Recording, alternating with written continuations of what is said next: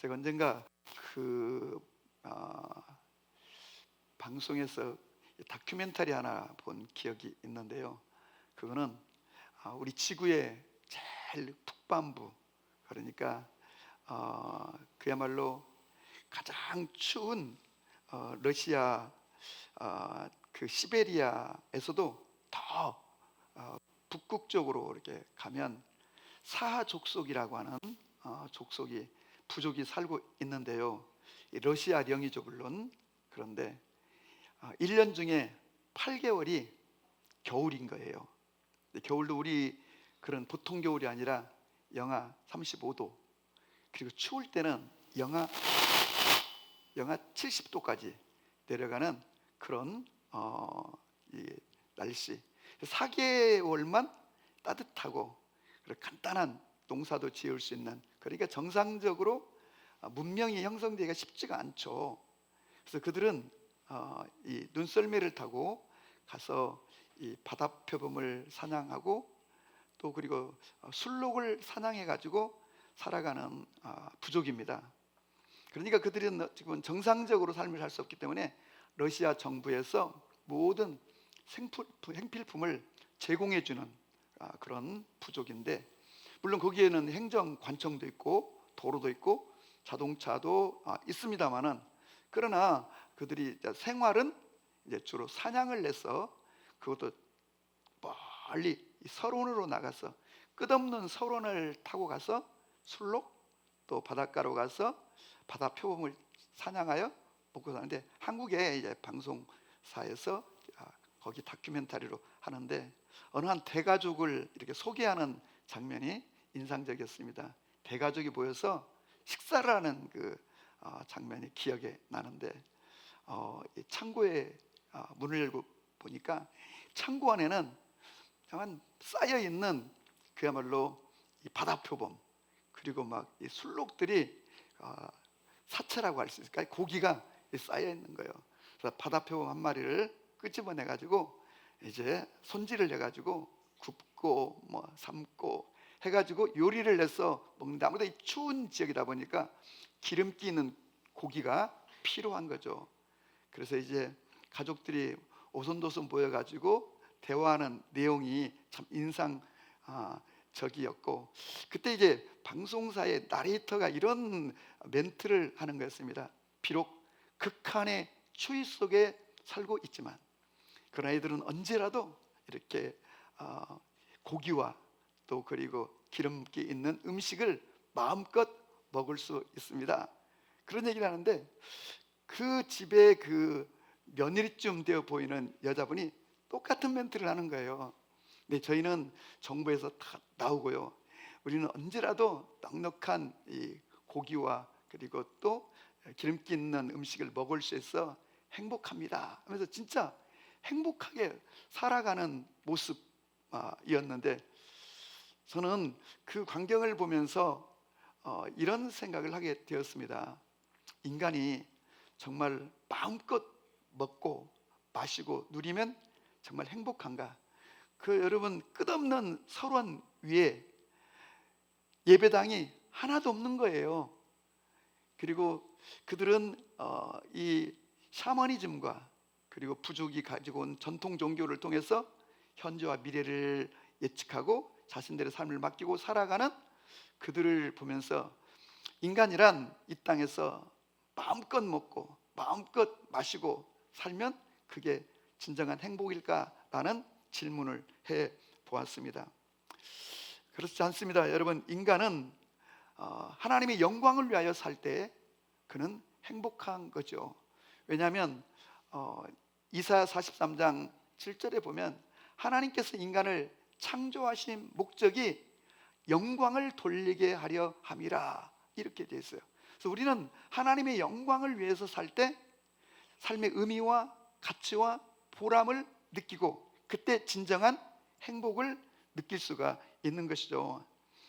냉정히 생각해 보면 인간은 이 죽음이라고 하는 그야말로 비가역적 강을 건너는 과정이라고 할 수 있죠.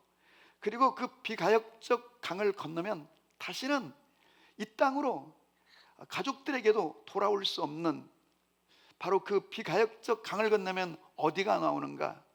천국이 나오고 그리고 음부가 나온다는 겁니다.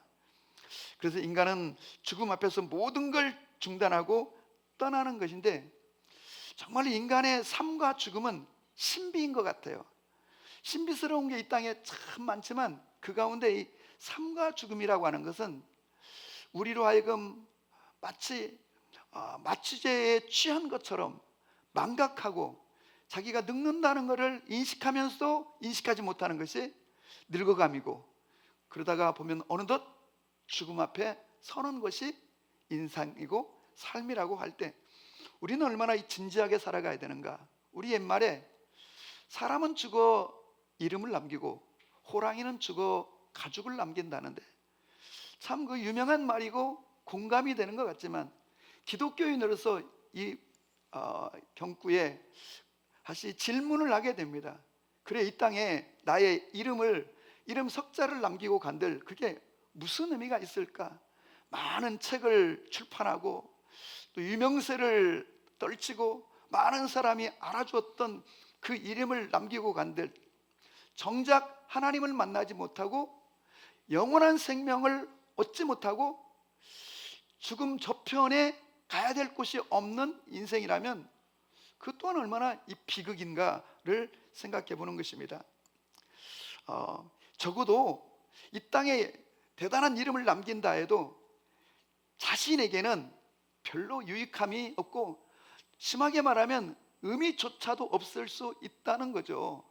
그래서 우리는 이 땅에서 반드시 하나님을 만나고 하나님이 보내신 자 예수 그리스도를 만나 영원한 생명을 얻고 죽음이 두렵지 않은 인생을 살아가야 진정 행복한 사람인 줄로 믿습니다. 오늘 우리가 읽은 이 성경 본문은 그 앞에 예수님께서 이제 많은 병자들을 고치고 마을을 돌아다니면서 전도도 하시고 사역을 하시고는 예수님께서 마치 중간 점검, 중간 결론을 이렇게 내립니다. 추수할 것은 많은데 일꾼이 적으니 너희는 아버지에게 구하여 추수할 일꾼들을 보내어달라 하라, 이런 말씀을 하셨습니다.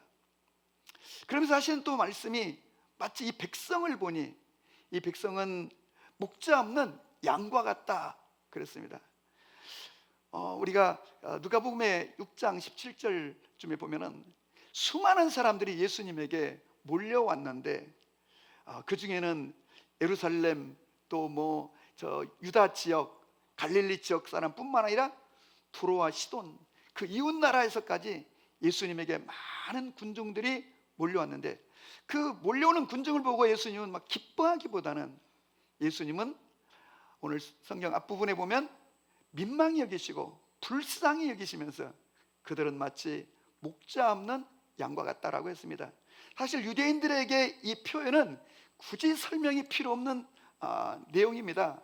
왜냐하면 유대인들은 그 당시 유목민들입니다. 그러니까 늘 양을 치면서 살아가는 민족입니다. 그러니까 이 양에게 목자가 없다는 게 도대체 무엇을 의미하는지 너무 잘 알고 있죠.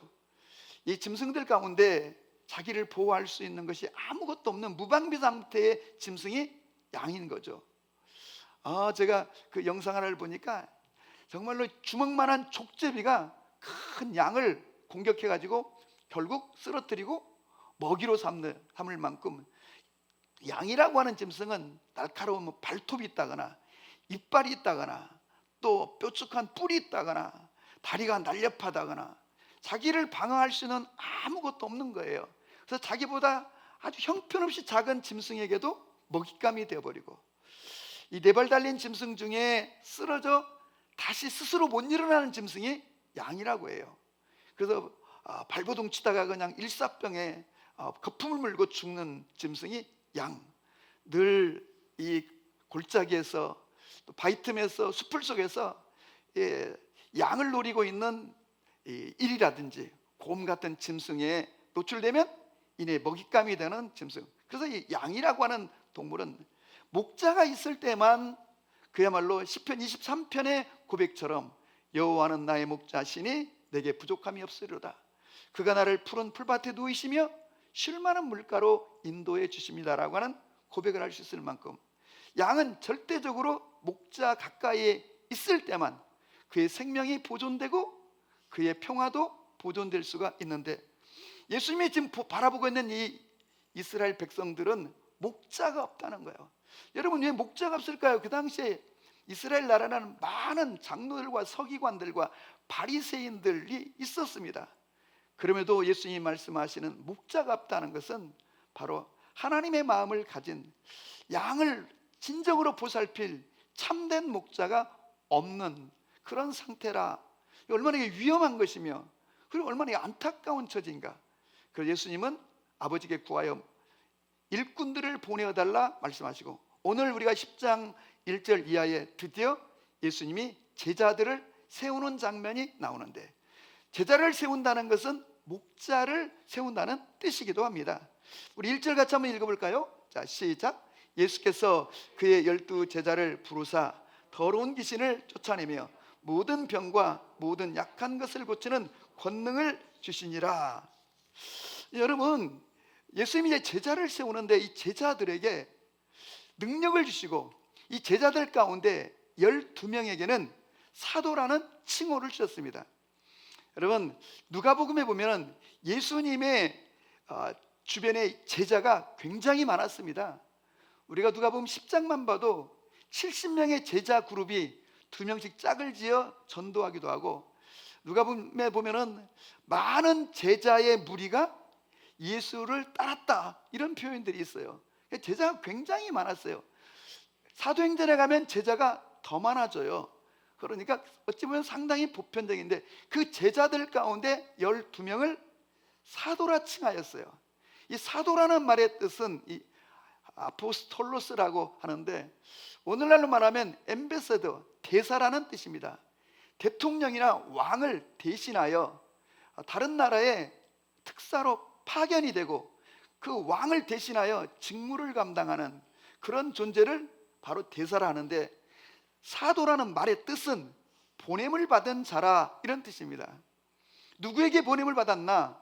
예수님은 하나님 아버지에게 보냄을 받아 이 땅에 오셨고, 이 땅에 오신 예수님은 제자들을 준비시켜 그들에게 사도라는 칭호를 주시고 세상 가운데로 파송하면서 내가 너희를 보낸다 라고 말씀하여 주셨습니다. 오늘은 여러분과 제가 이 점에 착안하여 같이 한번 말씀을 나누기를 원하는데, 예수님을 따르는 수많은 군중들이 있는가 하면 그들을 돌보고 그들을 살피며 그들을 세울 바로 이 목자를 예수님께서 구했던 것을 보면서, 오늘 이 시대를 살아가면서 여러분과 제가 그리스도인 성도로 살아갈 뿐만 아니라 여러분들 가운데 정말로 주님 나라의 제자로 살아가시기를 주의 이름으로 축복합니다. 그런데 어떤 이는 제자가 되고 어떤 이는 사도가 되는 게 아니라, 예수님을 따르는 모든 그리스도인들, 사람들이 다 예수님의 제자가 되기를 원하고 제자의 삶을 살기를 원하고, 그 가운데 뜻을 정한 사람들은 사도적인 인생을 살기를 원하시는데, 이때 예수님이 하셨던 가장 중요한 게 뭐냐면, 오늘 본문에서 유념해 보아야 될 것은 예수께서 그 많은 사람들 가운데 제자를, 또 그 많은 제자들 가운데 사도들을 불러 세웠다는 것입니다. 그래서 오늘날 이 시대에도 교회 공동체가 매주 예배만 드리고 헤어지고 예배 드리고 헤어지는 것은 매우 성경적이지 못합니다. 교회는 끊임없이 사람을 찾아 세워야 하는 것입니다. 왜 사람을 찾아 세우는가? 그건 훈련을 시켜가지고 예수님께서 세상 가운데로 복음 전도자로 보내기 위해서인 것을 알 수 있습니다. 저는 여러분 한 분 한 분이 이 시대 예수님의 제자가 되기를 바라고, 그리고 사도적인 인생을 살아갈 수 있기를 주님의 이름으로 축복합니다. 그런데 이 제자들, 이 사도들에게 예수님께서 무엇을 주셨냐면 1절에 보니까 권능을 주셨다는 거예요. 이 권능이라고 하는 것은 실로 엄청난 거죠. 예수님께서 성령이 너에게 임하시면 너희가 권능을 받고 라고 하셨는데, 어떤 권능을 주셨는가? 오늘 1절에 보니까 더러운 귀신을 쫓아내며 모든 병과 모든 약한 것을 고치는 권능. 8절에 가서는 죽은 자를 살리며 나병 환자를 깨끗게 하는 권능. 여러분, 여기서 우리가 유심히 봐야 될 게 뭐냐면 귀신을 쫓아내며라고 되어 있어요. 여러분, 인간은 절대로 영적 존재인 귀신을 이길 수가 없는 존재예요. 그래서 인류는 역사 대대로 귀신을 달래고 귀신에게 사정하고 귀신에게 빌고 제사하고 이런 일들을 해왔어요. 근데 예수님은 제자들에게 귀신을 쫓아내는 권능을 주셨다는 거예요. 그러니까 이것은 육을 가진 인간이 영적 존재인 귀신을 제어하고 귀신을 축출하고 쫓는다는 건 이건 사실 말이 안 되는 거예요. 그런데 이건 본래 예수님이 가지셨던 능력이셨어요. 예수님이 이 땅에 오셔서 병든 자를 고치시는데 성서학자들에 가면 병든 자 치유 가운데 42%가 귀신을 쫓아주는 일이었어요. 그래서 성경에 보면 많은 사람에게서 많은 귀신을 쫓아내시니라. 사실 알고 보면은 이 시대에도 귀신을 쫓아주는 게 얼마나 중요한지 몰라요. 이런 권능을 제자들에게 허락하여 주셨는데, 그런데 중요한 건 이 제자들의 명단을 보니까 진짜 2절부터 별 볼 일 없는 사람들이 예수님의 제자들 명단에 막 수록되어 있는 거예요. 베드로, 야고보, 요한, 안드레, 그 외에도 많은 사람들이 어부 출신들이에요. 이게 다 요한복음 21장에 보면 7명쯤 되는 사람들이 베드로와 함께 그물질을 다시 하러 가는데, 많은 예수님의 12명 가운데 대다수가 어부 출신, 갈릴리에서 고기 잡고 고기 말려서 팔고 고기 이렇게 저런 형태로 하면서 입에 풀칠하며 먹고 사는 인생들, 어쩌면 그 당시에 가장 하층민들이라고 할 수 있는 거예요. 그런 사람들이 예수님의 제자가 되었는데, 가장 눈여겨볼 사람은 제가 볼 때는 바로 세리 마태인 거예요. 여러분, 세리라고 하는 직종은 그 당시에 죄인의 동료로, 그래서 성경에 보면 죄인들 하면 그 죄인들이라고 할 때는 하나는 창기였고 하나는 세리였습니다. 그래서 예수님의 제자 중에 이 마태가 제자로 들어왔다는 건 그 당시에 매우 충격적이었습니다. 왜냐하면 그 당시에 사람들은 세리를 인간으로 취급하지 않았고 세리와 가까이 하지 않으려고 했어요. 그들은 세금을 거두어서 많이 착복하고, 그리고 일부는 로마 정부에 바치고 공권력을 이용해 가지고 많은 백성들을 수탈하며 배를 채우는 그런 매국노 짓을 하는 그 세리를 인간으로 여기지 않았어요. 그래서 세리 주변에는 창기들이 많았던 거예요. 여러분, 마태가 자기가 예수님께 부름받고 잔치를 벌였는데 그때 손님으로 초대된 사람이 두 종류였어요. 하나는 성경에 보면 많은 세리들과 그 다음에 창기들이 왔다고 그랬어요. 그 돈으로 이제 술집에 드나들며 창기들과 함께하는 세리들. 그래서 심지어는 기록에 가면은 거지들이 길거리에서 이 구걸을 하다가 누가 구걸 동전을 던져주고 갔는데 알고 보니까 세리라는 거예요. 그러면 거지가 뛰어가서 돌려줬다고 그래요. 그만큼 세리의 돈은 받지 않을 만큼. 그래서 세리들은 불문율처럼 성전이나 회당에 들어가서 예배할 수 없는, 그러다 보니까 술과 찬기들을 가까이 했던 세리들의 삶. 그런데 예수님이 그를 제자로 부르셨을 때 다른 제자들이 얼마나 충격받았겠어요. 아마 말렸을 거예요. 예수님, 이게 무슨 말씀이십니까? 세리를 제자로 세우다니요. 예수님에게 너무, 예수님 명성에 누가 됩니다. 복음 전파에 방해가 됩니다. 만류했을 거예요. 여러분, 그런데 예수님께서 이 세리를 제자로 세웠다는, 그것도 사도로 세웠다는 소식이 전해질 때 갈릴리 뉴스에 그 다음날 대문짝만하게 나타났을 거예요. 세리 레위가 예수의 제자가 되다라고 그렇게 막 난리가 났을 거예요. 세리는요, 그 당시에 어찌 보면은 불가촉천민이에요. 누구도 가까이 하지 않으려고 하는 그런 직종에 있는 사람인데 예수님의 제자로 세웠다는 거예요. 또 하나 눈여겨볼 만한 사람이 가나나인 시몬이에요. 이 가나나인이라는 말의 뜻은 바로 열심당, 열심 있는 그런 뜻이에요. 그래서 성서학자들 이 가나나인 시몬이 그 당시에 이 로마의 압제로부터 나라를 이렇게 해방하려고 하는 그 열심당, 말하자면 게릴라와 같은, 말하자면 독립운동가는데 극렬주의자들, 그들 품에 칼을 가지고 다니면서 언제라도 기회만 되면 로마 군인들을 살해하고 도망치는 그런 가나나인 시몬 같은 사람도 예수님의 제자 그룹에 들어왔다는 거예요. 그러니까 예수님의 제자 그룹들을 보면은 인간적으로, 이 세상적으로 보면 진짜 형편없는 보잘것없는 사람들, 이런 사람들이 모여서 어떻게 원팀이 되며 하나의 그 공동체를 이룰 수 있을까라고 할 만큼 이런 사람들을 데려다가 제자로 세웠는데, 그런데 여러분, 훗날 정말 이 12사도들이 나아가 사도행전에 보면은 수많은 기적을 행하며 또 병든 자를 고치며 말씀을 전하면서 초대교회 가운데 큰 부흥을 일으켜 하나님의 나라를 확장시키는 것을 보게 되었는데, 여러분, 본시 이들의 태생과 신분이 이렇게 보잘것없는 것처럼 오늘도 하나님은 연약하고 보잘것없는 사람들을 부르셔서 그들을 빚으시고 그들을 세우셔서 하나님의 나라 확장을 위하여 사용하여 주시는 줄로 기억하시기를 바랍니다.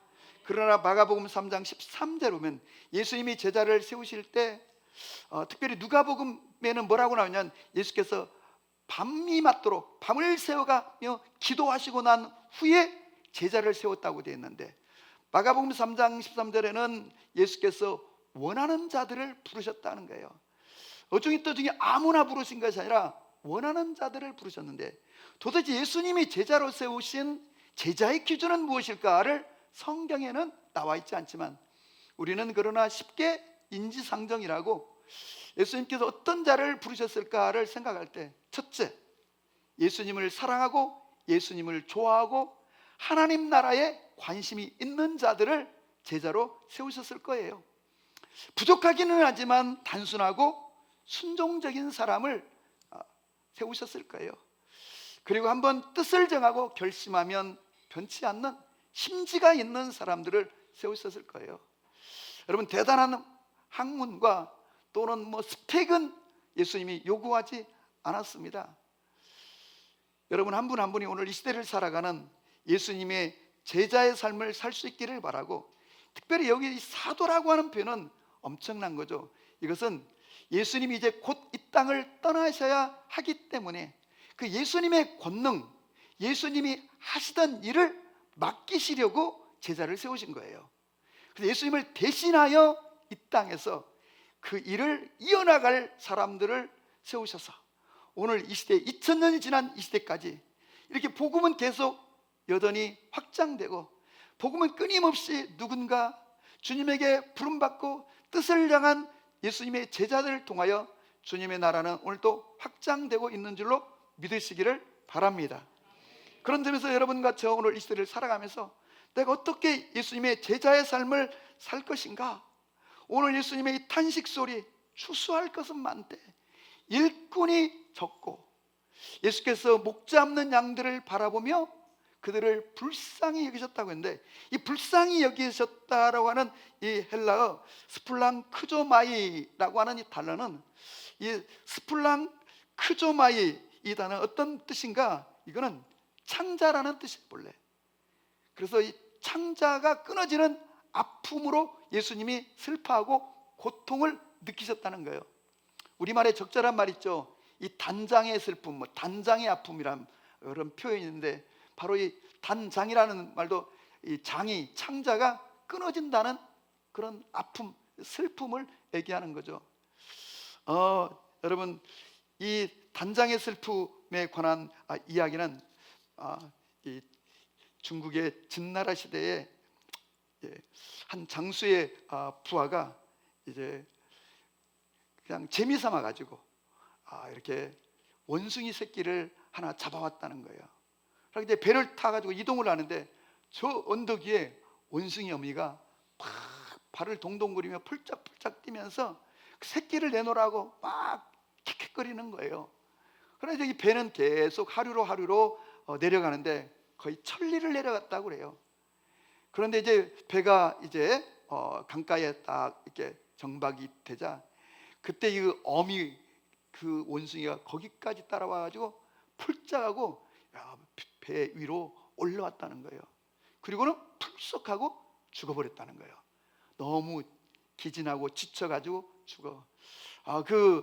군인들이 배를 갈라보았더니 창자가 다 녹아가지고 토막토막 되었다라는 말. 그래서 단장치에 하면 창자가 끊어지는 슬픔, 아픔으로 고통한다, 이런 뜻인데, 바로 우리 예수님께서 이 스플랑크조마이라고 하는 이 헬라어 단어는 바로 이 창자가 끊어지고 녹아지는 그런 슬픔을 겪으셨다는 거예요. 그런데 이 표현이 오직 공간복음에만 나와요.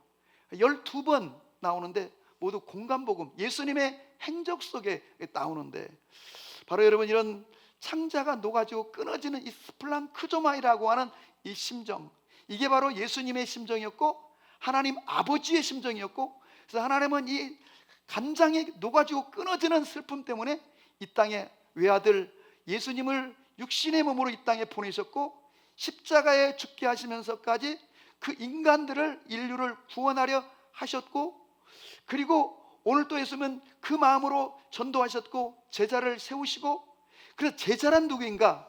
바로 하나님의 마음, 예수님의 마음, 이 스플랑크조마이, 그 창자가 녹아지는 그 아픔, 영혼들이 지옥 가는 거, 영혼들이 이 땅에서 고생하고 이 땅에서 수고했는데 영원히 돌이킬 수 없는 형벌, 지옥에 떨어지는 것을 너무 두렵게 여기고 너무 가슴 아프게 여겨 복음을 증가하려고 하는 이 마음이 여러분 바로 단장의 아픔이고 스플랑크조마이라고 하는 하나님이 그리스도인에게 주시는 마음인 줄로 믿으시기를 바랍니다. 그래서 우리 속에 이런 마음 갖고 나아갈 때 예수님께서 우리를 거저보내지 않고 우리를 귀신을 쫓아내며 병든 자를 고치며 기적을 행하는 권능을 주셨다고 했는데, 이를 위해서 예수님은 그리스도인들 가운데 하나님의 영 성령을 부어 주신 줄로 믿습니다.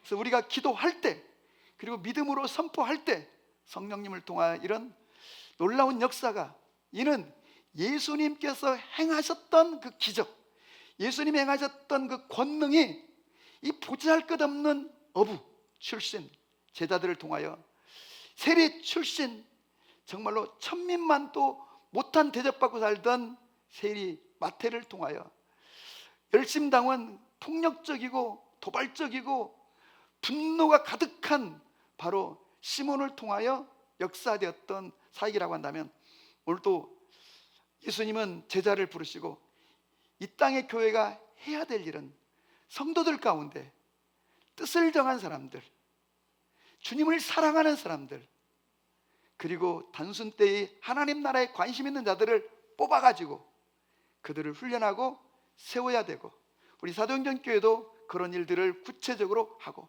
여러분 한 분 한 분이 주님, 저는 저의 남은 인생을 그저 군중처럼 몰려다니고 나의 필요를 얻기 위해서 주님을 쫓는 것이 아니라 주님의 영광을 위하여, 주님의 나라를 위하여 쓰임받기를 원합니다.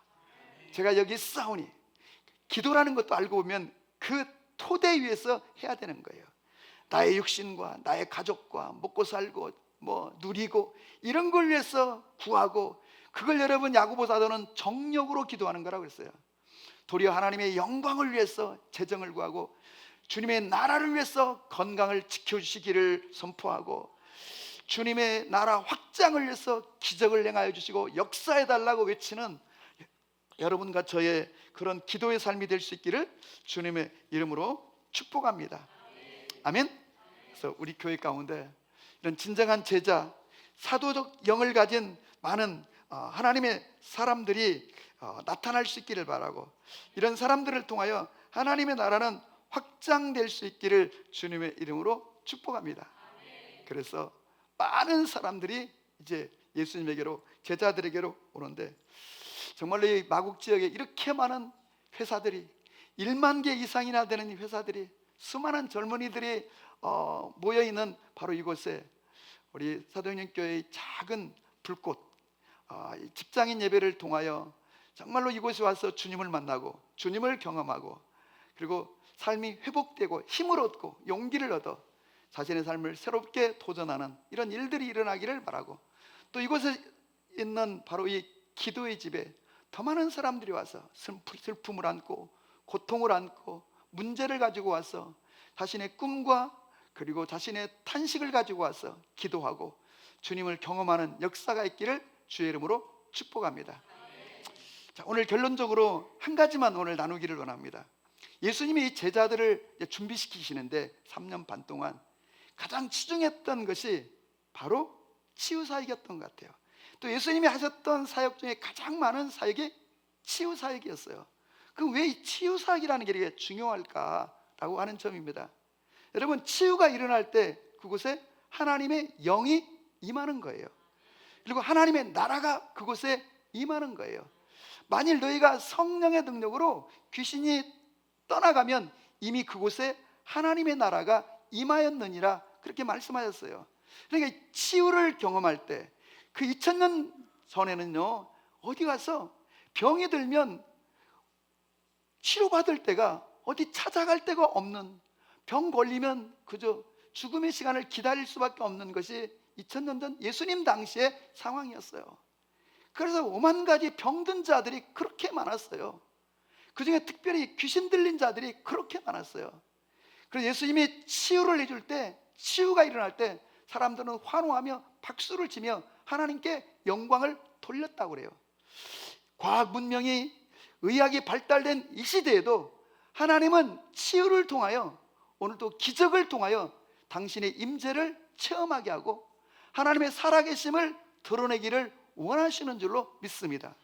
그 전도자에게 그래서 반드시 필요한 것은 성령님을 통한 치유의 능력인데, 근데 이건 어차피 이건 내 능력도 아니고 이건 내가 주는 것도 아니고 주님이 성령을 통하여 그리고 우리의 믿음과 기도를 통하여 나타나는 것이기 때문에 여러분들이 만나는 사람마다에게 믿음으로 선포하시기를 바라고, 교회까지 데리고 와야 되지만 때로는 굳이 교회까지 데려오지 않고 그 자리에서 내가 오늘 당신을 위하여 기도하기를 원합니다.